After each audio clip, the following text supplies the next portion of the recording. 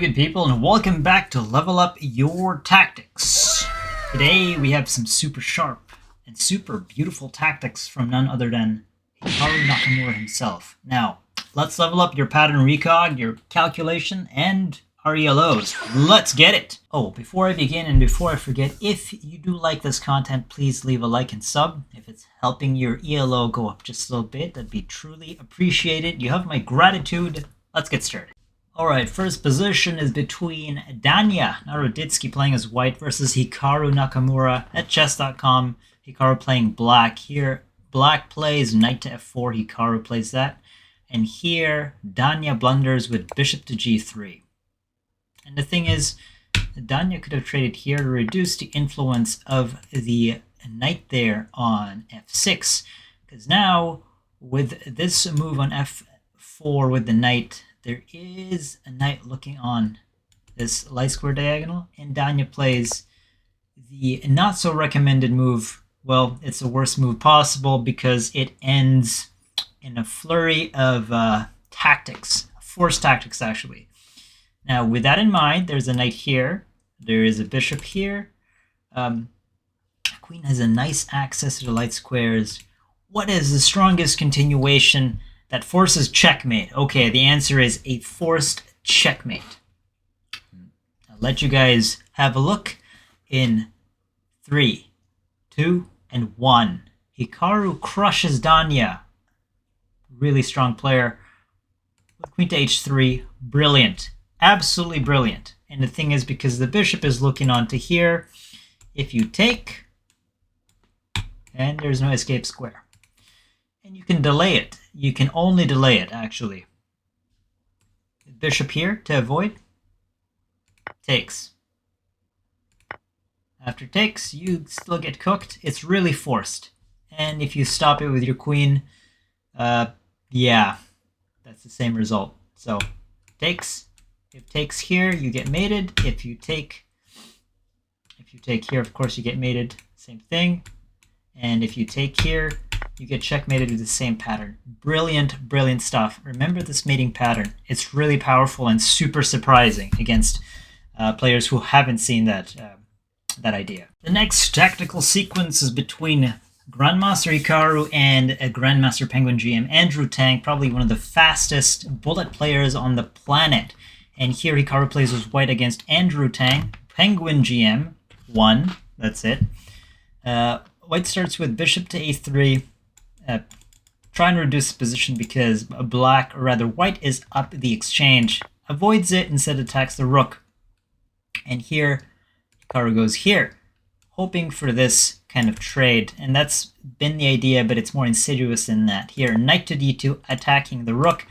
And here, I want to give you guys a hint as to what the idea is. Of course, this is being attacked, and this is being attacked, but the thing to note here is white is up the exchange, and this pawn, hint, hint, nudge, nudge, nudge, is all the way up here at a6. So what is the absolutely bone-crunching idea here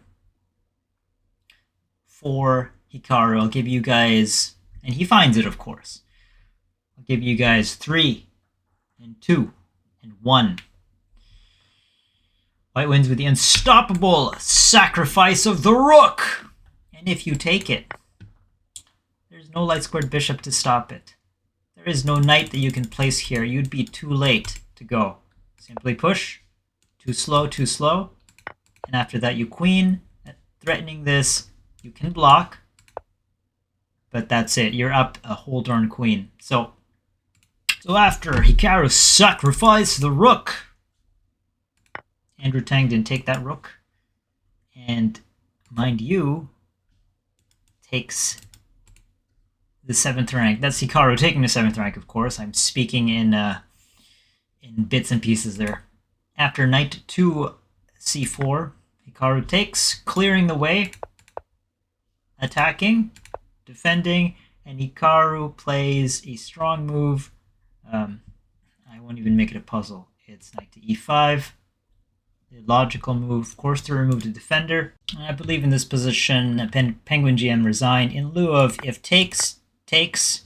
This is hanging. You can't stop this. So yeah, Hikaru 1-0. In the final puzzle or tactical sequence, Hikaru places white against Dr. Velja. I don't know who that is. Maybe a GM. At chess.com, Hikaru's rated 3475. He's clearly engine level here. And he is playing as white. His opponent plays e4. Now let's look at the position. White and black are even material, but white has a very nice unchallenged control of the f-file. Some more territory, and these pieces by black are not developed. And if there's one thing that you need to pick up from chess, it's activity, activity, activity, and black is full of none of it. Basically no activity. So Hikaru sacrifices and takes, and gives a check. Slicing. Now, it begs the question, rather to black, would you want to move your king out or block? Blocking would lead to basically a pin and complete devastation. Knight to a6, this is all yours. So of course black saw that and instead moved here. But then here comes the puzzle sequence that I want you guys to have a look.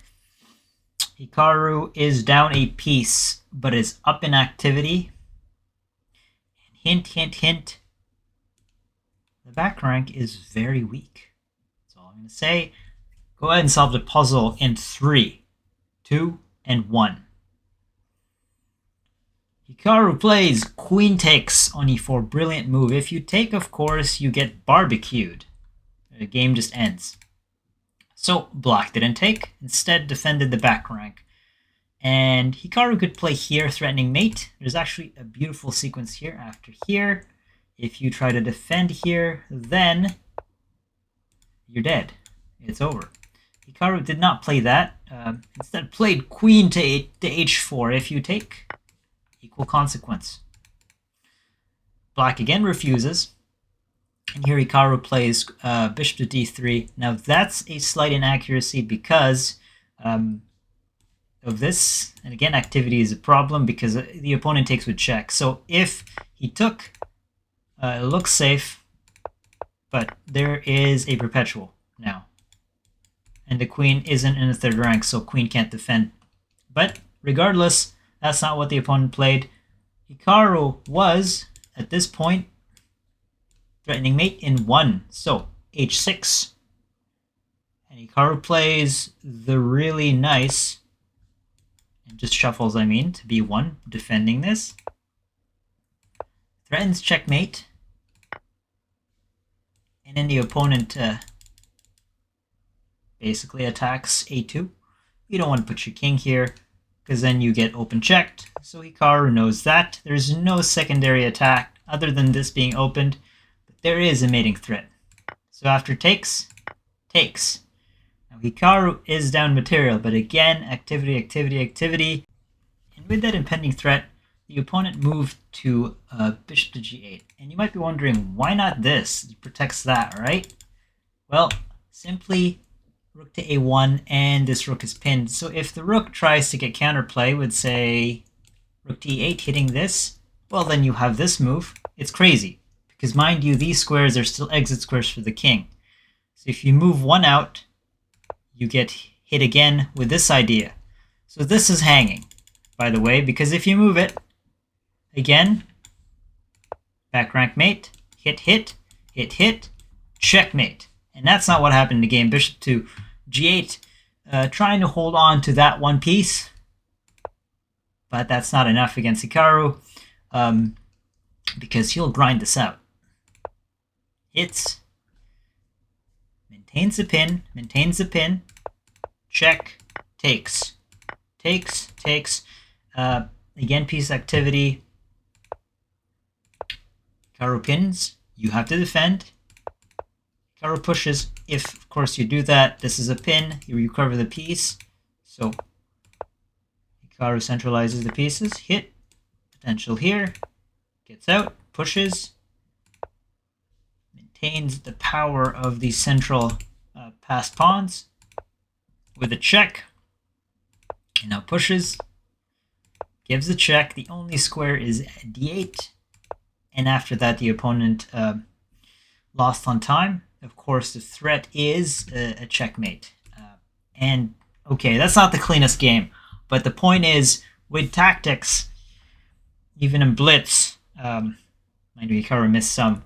With those kind of tactics, you can reap the rewards of threats and threats and threats and game-ending tactics. To sum it all up, guys, those are fantastic ways to win the game.